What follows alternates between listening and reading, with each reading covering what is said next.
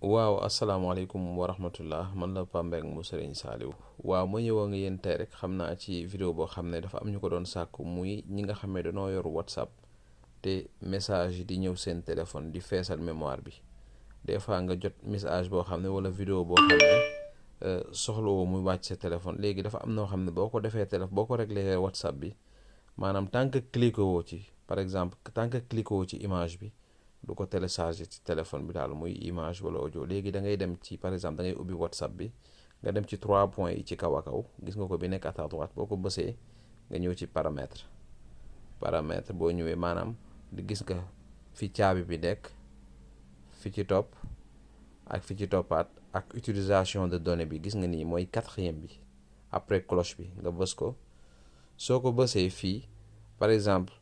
gis nga ko nii fii daf la laaj fi mu def télécharger auto des médias en utilisant les données mobiles gis nga fii mu def en connexion wu fii en Ethernet da ngay bës bu njëkk bi nii soo ko bësee fii man dama crochet rek ne na photo yi rek di wàcc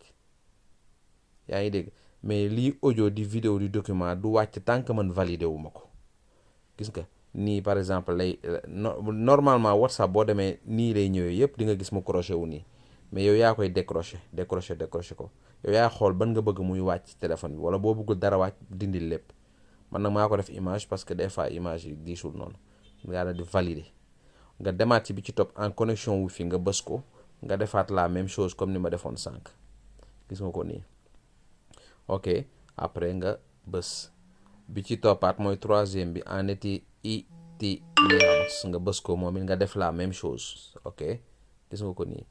ok man dama koy bàyyi ak photo bi noonu c'est bon su ko defee après jeex na daal moom dootul wàcce benn image ba dootul wàcce benn vidéo benn son ak benn document tant que yow accepté woo ko par exemple bu benn document ñëwoon ni sama WhatsApp nii par exemple nii bu ngeen ko gisee nii par exemple nii ab vidéo wala dara gis nga ko nii lay mel mais tant que bësuma ko du ko wàcc mais fi mu toll nii bu fekkate ne da nga bàyyi mu crochet ko noonu vidéo bu mu jot WhatsApp lu ñëw da koy wàcc ci téléphone bi te loolu day feesal mémoire daal su ko defee képp koo xam ne xëy na am nga ci ak laaj wala dara boo woowee rek ci